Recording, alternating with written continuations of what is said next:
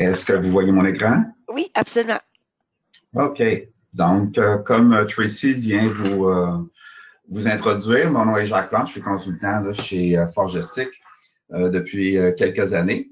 Et j'ai le plaisir de vous présenter B1Up ce matin. Donc, B1Up est un add-on qui permet aux entreprises aux entreprises qui utilisent SAP, de faire de la personnalisation beaucoup plus aisément que par les moyens là, de programmation et ainsi de suite. Donc, pourquoi B1Up? Ben, il y a une statistique qui nous dit qu'environ 70% des petites et moyennes entreprises perdent beaucoup de temps à gérer les contraintes de productivité pour toutes sortes de raisons. Une des raisons principales est la difficulté à s'ajuster aux besoins spécifiques de leurs clients. À chaque fois qu'un client demande une demande spécifique là, pour exemple une facture spéciale, il va avoir des parcouriels, la facture, un paquet de choses que le client peut nous demander. Normalement, vous avez affaire à un développeur qui va développer un add-on et ainsi de suite. Donc, de là, des délais dans la livraison du add-on ou du développement, des coûts élevés, puis souvent les mises à jour de SAP deviennent beaucoup plus complexes à faire. B1Up, c'est une boîte à outils qui permet, là, dans la majorité des cas, de le faire vous-même, de faire des ajustements vous-même, des petits développements vous-même. Si vous, au lieu de faire affaire aussi à un développeur, un programmeur, c'est possible de faire affaire avec votre consultant de première ligne, comme moi à ce moment-là, qui pourrait probablement faire les ajustements beaucoup plus rapidement. Les mises à jour se font beaucoup plus facilement et il n'y a pas de compilation de logiciels et ainsi de suite. Donc, c'est vraiment construit dans le logiciel. Donc, comment fonctionne B1Up? Comme je viens de dire, c'est un add-on pour SAP. C'est un logiciel qui est super connu là, dans le monde SAP. C'est super bien documenté sur le web. Il y a beaucoup de formations en ligne. Le support de B1Up se fait assez rapidement, répondre rapidement aux demandes. Ça complète très bien SAP puisqu'il comble plusieurs écarts là, pour les besoins des utilisateurs de SAP. Même, j'ai entendu des utilisateurs de B1Up qui, seulement qu'après 2 semaines d'utilisation, disent qu'ils ne pourraient plus s'en passer. Avant de commencer dans les tableaux de bord, j'aimerais vous montrer un petit peu d'autres applications où à quoi peut servir B1Up là, dans votre entreprise. Donc, comme à l'habitude, dans les add-ons, on va dans le menu qui a été ajouté une fois que le B1Up a été activé. C'est le B1 Usability Package et on a plusieurs outils ici, dont la configuration des modules. Et je vous parlais un petit peu plus tôt d'un toolbox, d'une boîte à outils. Donc, cette toolbox-là, cette boîte à outils, nous permet facilement par des crochets d'ajouter des fonctionnalités au système, que ce soit dans les partenaires, que ce soit dans la gestion des documents, les opérations bancaires, et ainsi de suite. On va en voir quelques-unes un petit peu plus tôt, mais par exemple, ici, on peut voir, on aime ça, utiliser, exemple, le drapeau pour nous dire de quel pays provient notre client. Donc, si je vais voir un business partner, ou je m'excuse, un partenaire d'affaires, ici, dans ma fiche partenaire, je peux voir que, je peux voir ici que le petit drapeau a été ajusté facilement, donc je sais que c'est un client canadien et on va voir beaucoup d'autres fonctionnalités un petit peu plus tard. Donc, dans les toolbox, je m'excuse, la boîte à outils, plusieurs choses peuvent être cochées aussi aisément que celle-ci. Ensuite de ça, je pourrais vous présenter aussi les items. Comment un item peut être déplacé? On sait maintenant qu'avec SAP, il est possible, il est possible de faire les déplacements de champs UDF ou des déplacements de champs réguliers de SAP.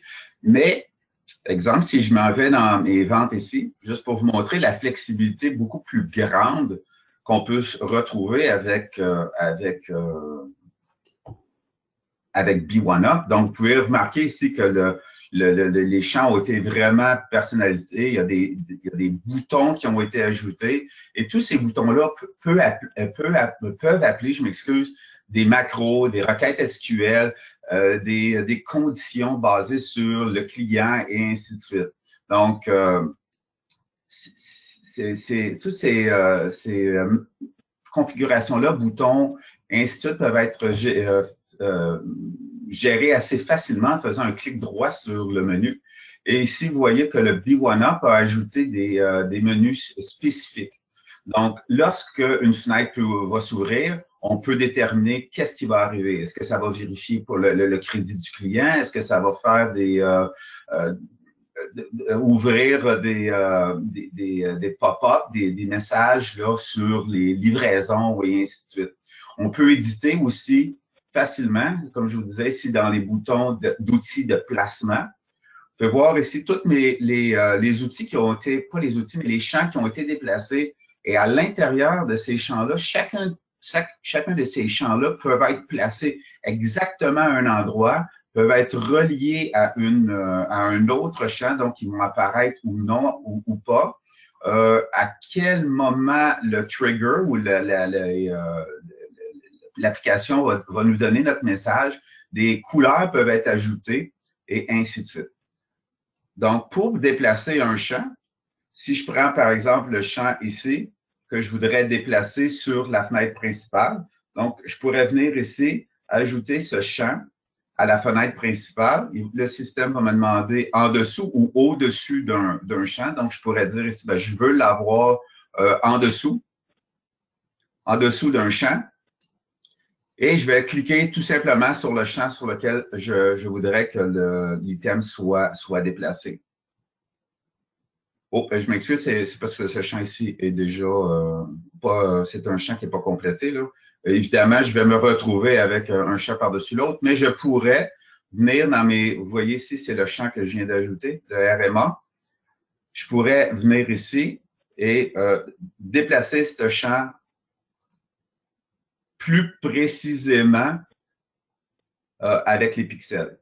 Donc, si je pourrais dire ici, dans mes pixels, je crois que c'est le champ qui est ici.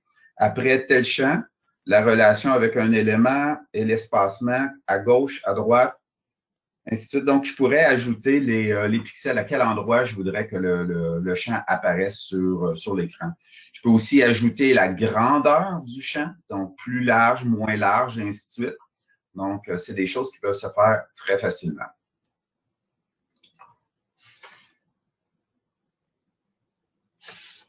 Comme je vous disais aussi, on peut les mettre en couleur, en gras, les champs beaucoup plus gros, ainsi de suite. Maintenant, si on veut parler un petit peu des tableaux de bord, ce qui est important avec, ou ce qui est facile avec le système, on connaît un petit peu les tableaux de bord avec SAP où on doit installer plusieurs autres applications, Firefox, par exemple, ou des choses comme ça, pour que le cockpit ou les tableaux de bord se mettent en branle.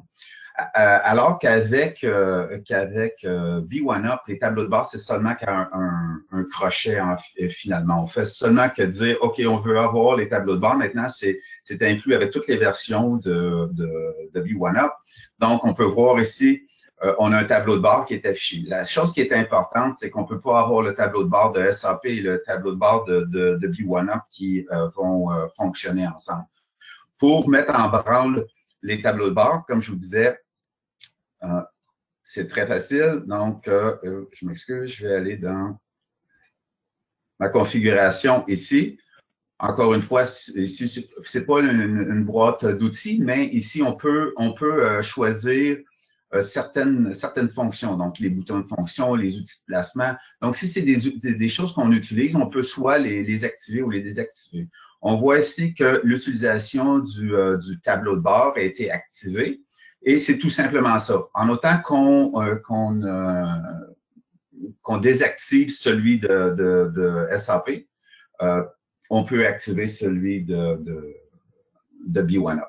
Et tout simplement, les tableaux de bord vont s'afficher. Il y a des tableaux de bord par défaut dans le système. Le système va nous permettre ensuite de ça de personnaliser nos tableaux de bord et en ajouter et vraiment là, personnaliser selon vos besoins par des requêtes SQL, des macros, et c'est très facile. Je vais vous montrer maintenant comment on pourrait ajouter ou on pourrait modifier un tableau de bord. Donc, il y a un petit délai par contre, mais une fois que le tableau de bord a été mis à jour, ça va quand même assez rapidement et ça dépend aussi, encore une fois, de la vitesse de votre ordinateur. Donc, on peut voir ici sur les tableaux de bord et ceux-ci sont vraiment viennent avec le système. Donc, on a nos tableaux de bord sur les ventes, les achats, les finances, les services, ainsi de suite. Et moi, j'en ai ajouté un.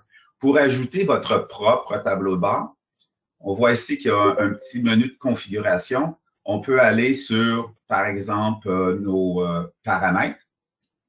Dans nos paramètres, ça va nous permettre ici d'ajouter un onglet.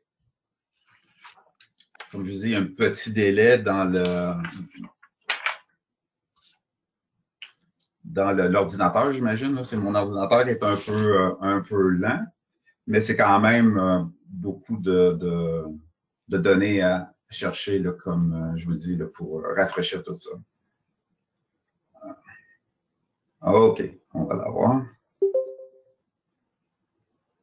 Donc, ici, on a tous nos onglets. On peut voir dans le haut ici, on a nos onglets ici. C'est possible de déplacer mon onglet personnel vers le haut, exemple, d'ajouter un onglet. Donc, si je me crée un nouvel onglet que je pourrais appeler démo. Démo, ensuite de ça, pourrait être rafraîchi à toutes les 5 minutes ou seulement au moment où je le demande. Il y a ici. Il y a un bouton de rafraîchissement. Donc, il pourrait être rafraîchi aux 5 minutes, aux 10 minutes ou inactif. Donc, je vais ajouter mon démo, mon onglet démo. Quelques secondes.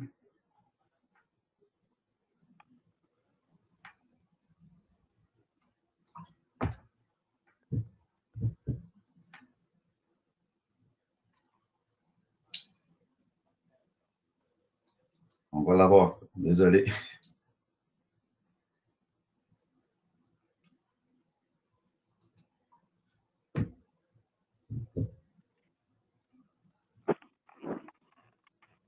OK.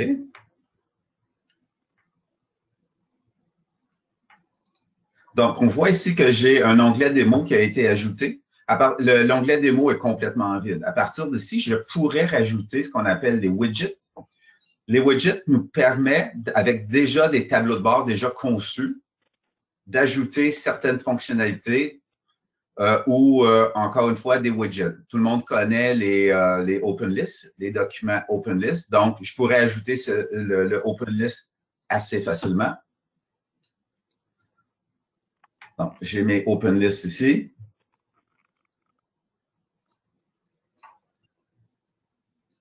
Je peux faire la sélection de mes documents. Donc, tous les documents qui sont ouverts. Comme d'habitude, on peut cliquer sur pas les étoiles, mais les flèches jaunes ici pour aller voir le document. Je pourrais rajouter encore une fois des fonctions communes. Les fonctions communes, c'est les raccourcis finalement pour aller aux différents menus. Donc, pour les menus que vous utilisez régulièrement. Donc, exemple, dans les ventes, vous voulez avoir accès rapidement aux factures clients. sélectionnez votre icône, une icône que vous avez une liste d'icônes ou plusieurs icônes ici que vous pouvez sélectionner. Donc, par exemple, si je prends celui-ci, donc quand je clique sur facture, la facture va m'ouvrir. Donc, vous pouvez personnaliser vos fonctions communes comme vous voulez. Ensuite de ça, si je voulais créer mon propre tableau de bord, mes propres statistiques sur mes ventes, ce que j'ai fait ici, j'ai créé une requête. Comme à l'habitude, une requête dans SAP qu'on va utiliser pour différents rapports. Mais ici, j'ai créé une requête sur les items les plus vendus. Donc, en réalité, ce que je vais faire, c'est que je vais copier cette requête-là. Je vais juste me faire un CTRL-C, fermer ma fenêtre ici, et je vais revenir ici dans mes paramètres. Oh, excusez, je pourrais...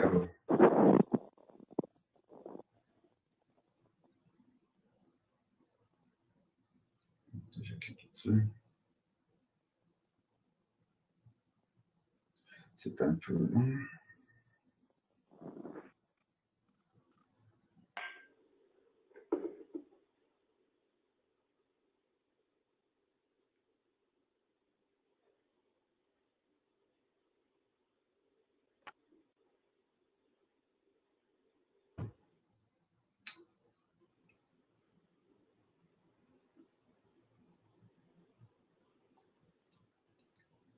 Le pire, c'est que c'est pas là que je voulais aller.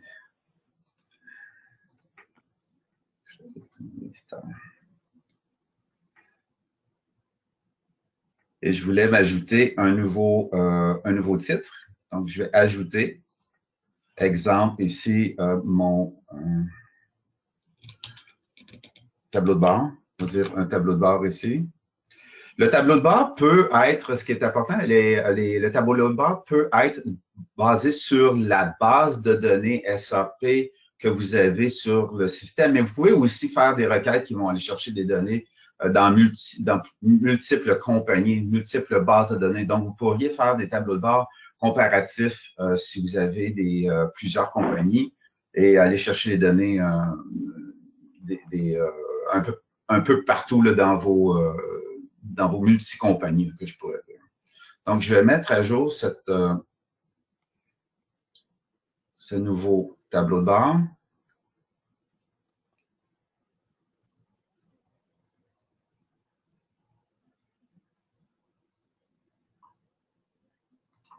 Ici, et je vais l'éditer.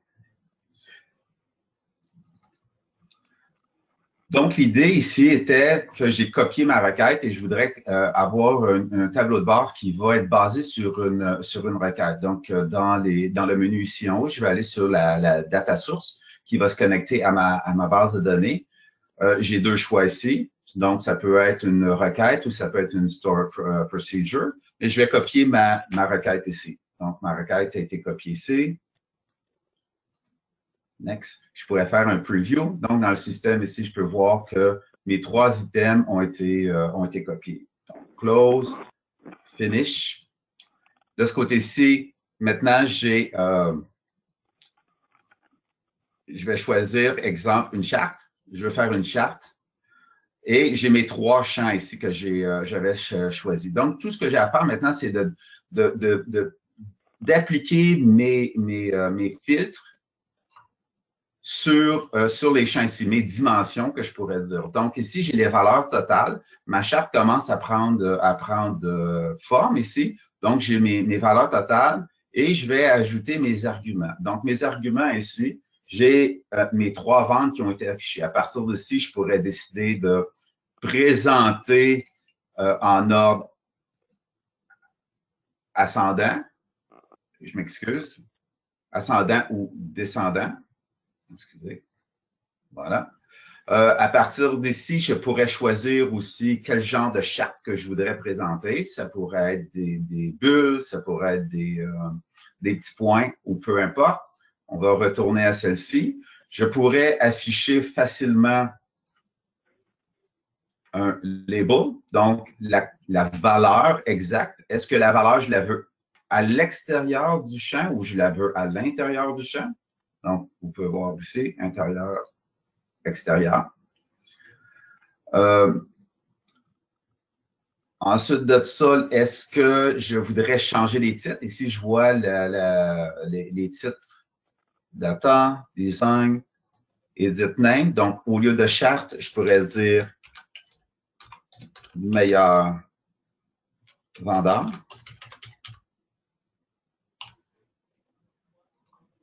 Je pourrais changer ensuite de ça le titre ou mettre un titre à mon tableau de bord. Donc ici, je vais l'appeler Dashboard Demo. Vous allez voir que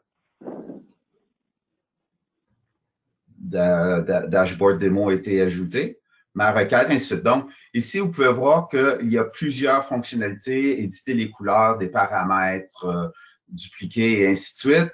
La data source, on peut, encore une fois, changer la data source et réutiliser pour un autre tableau de bord. Donc, si je retourne maintenant à mon home,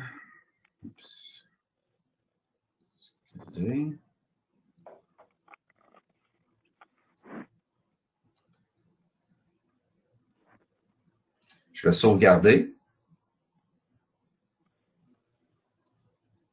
et je vais l'appliquer. Juste fermer la fenêtre ici et je vais dire OK. Ça va prendre une minute ou deux, mais le système va rafraîchir ici le tableau de bord. Ce que je vais faire, c'est que je vais vous amener à mon autre tableau de bord le temps que lui, il va se rafraîchir. Mon autre tableau de bord qui est sensiblement la même requête que j'avais fait. Mais ce que j'ai fait ici, c'est que je l'ai mis à 10 items à la place. Donc, si je voulais venir modifier, exemple, cette requête-là, je pourrais juste venir ici dans mon menu de configuration. La fenêtre l'éditeur de tableau de bord va s'ouvrir et je vais aller chercher, ça ici, c'est mon onglet perso que je vais aller éditer.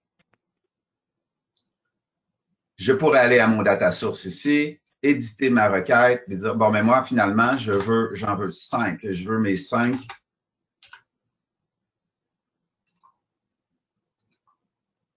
niches et changer les titres au besoin. Sauvegarder.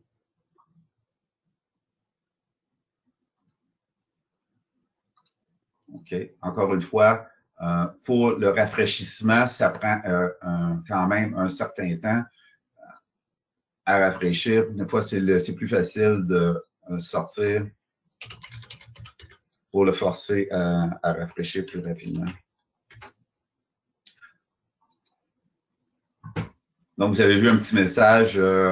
C'est un genre de petit SQL au moment où on ferme. Je voulais juste vous montrer un petit peu comment les pop-up peuvent aussi être configurés.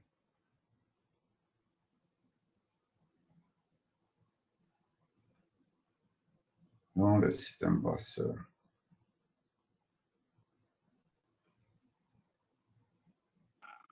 Je sais que c'est un tour assez rapide. Il y a beaucoup à couvrir. Comme je vous disais, c'est un add-on qui est très documenté sur Internet. Facile à utiliser. Il y a beaucoup d'exemples qu'on peut trouver aussi dans le guide et ainsi de suite. Donc, c'est une super belle application pour personnaliser selon les besoins de vos clients souvent ou vérifier les crédits des clients, bloquer des commandes et ainsi de suite. C'est vraiment un add-on. Le guide, moi, en passant, Jacques, fait que si quelqu'un le veut, là, comme je vous dis tout le temps, j'enregistre les sessions. Fait que si quelqu'un veut une copie de l'enregistrement, envoyez-moi un petit courriel. Mais je peux aussi vous partager le guide. C'est un produit qui a tellement d'affaires dedans, là. Il y a beaucoup de features dans Boyum B1Up. Fait que avec le guide, si quelqu'un veut le feuilleter un peu, ça nomme vraiment toutes les différentes choses qu'il peut faire. Fait que faites-moi signe. Puis aussi, juste pour le guide, là, en faisant F1, je m'excuse, il faudrait qu'on soit dans une fenêtre de B1Up, là, mais en faisant le F1, ça ouvre le guide de B1Up. Si je fais une configuration.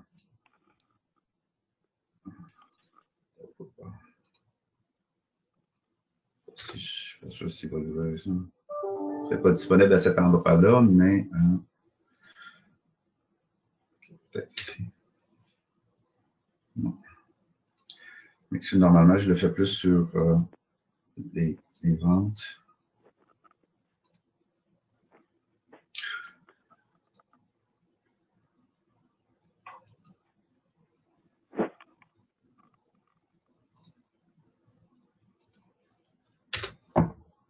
Donc, ici, c'est bien documenté. Juste en faisant F1, une fois que j'avais la fenêtre du add-on ouvert, j'ai beaucoup de documentation, des index, des recherches, et ainsi de suite. C'est très bien documenté. Donc, avez-vous des questions?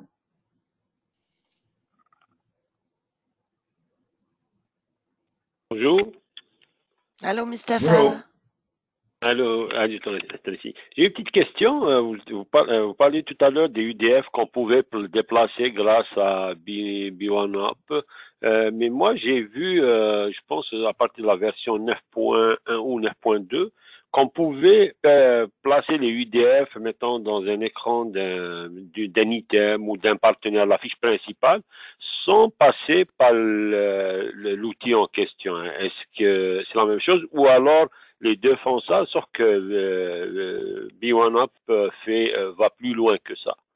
Oui, oui, c'est ça. SAP peut déplacer les items, mais vous n'avez pas autant De personnalisation. de personnalisation, comme je disais, agrandir ou changer les couleurs ou ces choses-là. Lui, vraiment, il y a beaucoup plus de personnalisation. C'est ce que voyez-vous, si je viens ici, la configuration des outils de placement, de l'outil de placement. Vous voyez ici toutes les sélections qui peuvent être vraiment appliquées ici. Ouais. Vous pouvez même ajouter la flèche jaune qu'on voit ici. Là. La flèche jaune peut être ajoutée en avant d'un champ. Est-ce qu'il permet d'ajouter maintenant une condition, mais disons que si c'est tel client, lui, il peut pas faire il peut pas avoir ce champ, vraiment, c'est-à-dire filtré en quelque sorte. Oui, vous pouvez regarder. Ici, par exemple, si je veux aller voir les commandes, Oui. je voudrais créer une commande, je ne sais pas si pour ce client-ci, je pourrais checker son crédit. Il me dit, ah, là, il a été approuvé. Mais il est possible aussi que j'ai un client qui n'a pas été approuvé. Donc, les crédits ici, c'est vraiment juste des requêtes SQL qui vont vérifier dans la fiche du client si je regarde dans les UDF ici sur le côté. Donc, vous voyez ici, le client ici a été approuvé, ou si je dis qu'il a été expiré, donc je pourrais mettre ça à jour. Si je rechoisis ce même client-ci,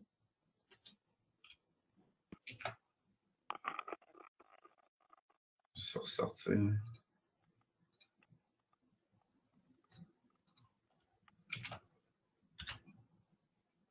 Oh, check produit. C'est bien ce client-là. Est-ce que j'ai sauvegardé je ne l'ai peut-être pas sauvegardé. Je m'excuse, j'ai dit expirer, mais je l'ai. Ah non, je l'avais bien sauvegardé. Expiré, je m'excuse. C'est pas moi qui l'avais programmé, là, mais ah oui, il est bien expiré ici. C'est peut-être qu'il faudrait que je sorte.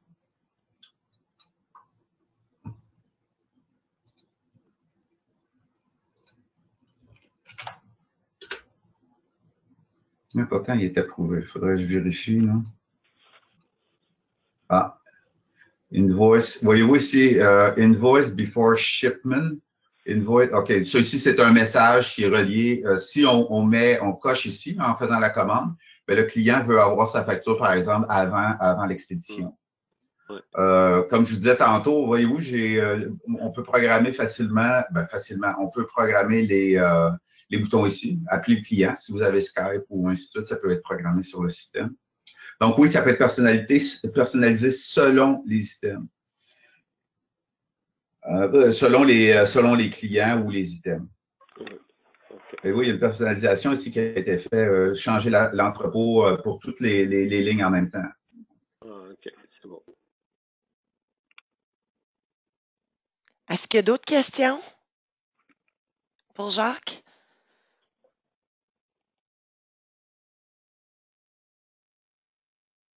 Il n'y a pas d'autres questions? Parfait, ça.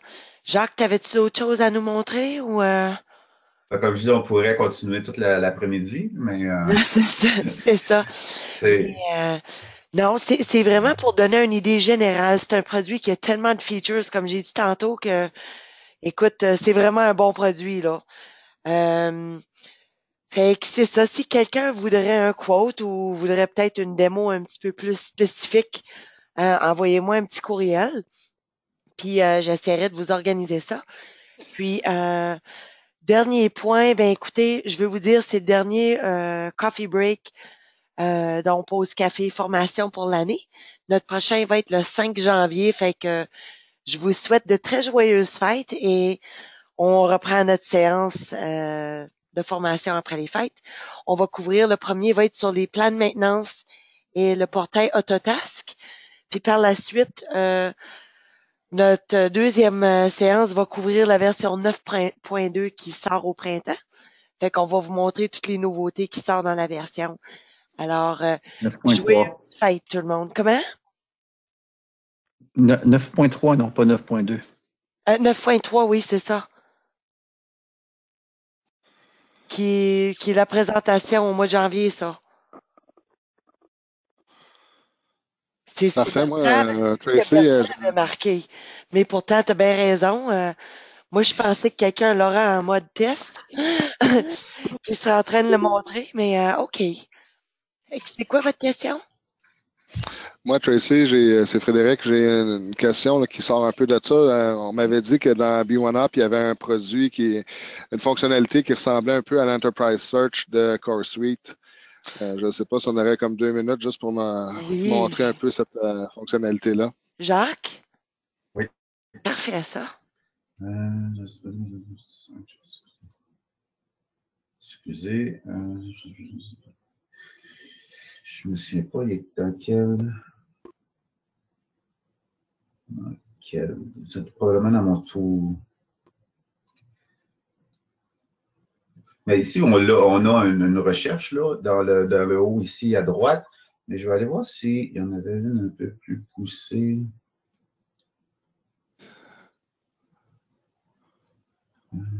Est-ce que vous connaissez celle de CoreSuite? Oui. Oui, OK, parfait. Oui, je la connais. En passant, pour les gens qui sont sur CoreSuite, qui lâchent CoreSuite pour aller vers Boyum, et je vous dis ça pour ceux qui ne savent pas, CoreSuite a éliminé le service, il n'est plus supporté. Fait que actuellement, les gens vont vers Boyum et nous avons une promotion pour les gens qui font le switch qui est de 30% de rabais. Fait qu'encore là, si vous avez des questions, envoyez-moi un petit courriel si vous avez besoin d'un code ou d'une autre démonstration.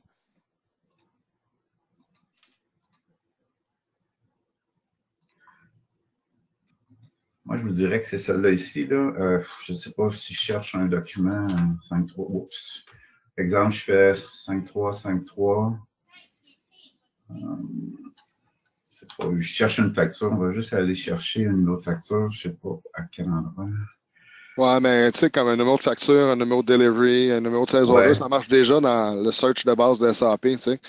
Mais tu sais, disons que tu marques, je sais pas, j'ai vu qu'il y avait comme client Loblaw, tu sais. Quand tu marques Loblaw, est-ce que tu as comme une hiérarchie de tous ces sales orders, ces deliveries, ces factures passées, toutes les choses-là? C'est quelque chose qu'on a ou si on clique sur n'importe quel des Loblaw, ça fait quoi? Après ça, ça ouvre la fiche du business Alors, on a partner, la fiche. Ça, ici, ça va afficher la liste. Ça va afficher le partner. Fait que ça ouvre Voyez-vous, ça n'est un pop-up. Customer Loblaw is délinquant, account is lock. Fait que je pourrais voir les factures, ainsi de suite. Mais ça c'est du B1A. OK. Oups. Qu'est-ce qu'il y avait? Parce qu'une des fonctionnalités, nous autres, qu'on utilise beaucoup, c'est qu'on choisit notre client, puis là, il nous dit est-ce qu'il y a des commandes ouvertes, est-ce que tu ships quelque chose aujourd'hui, est-ce que tu sais. Fait que c'est comme l'overview d'un client, tu sais, qu'on a présentement dans Enterprise Search, qui est comme intéressant pour nous autres. Puis je me demandais si il y avait quelque chose de. Ben, je vais vérifier, voir s'il est semblable. Je sais qu'ici, il va chercher tous les documents. OK. Je vais vérifier. Ouais, j'ai coché dans la boîte d'outils un search, là, mais là, je ne sais pas s'il est en train de se mettre à jour.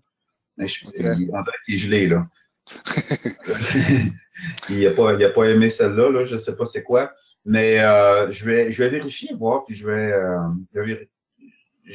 vous répondre là-dessus. Je vais vous envoyer un courriel. Merci beaucoup. Voir si c'est semblable. OK. Puis toi aussi, je vais t'appeler un peu aussi à ce sujet-là après. Parfait. Appelle-moi. OK. Merci. Est-ce qu'il y a quelqu'un qui a d'autres questions? Ah, OK. Merci. C'est beau. Fait que un gros merci tout le monde. Merci Jacques. Fait que joyeuse fête. Puis vous avez mon courriel tracy@forgestic.com si je peux vous aider. Merci tout le monde. Merci. Bye bye. Bonjour.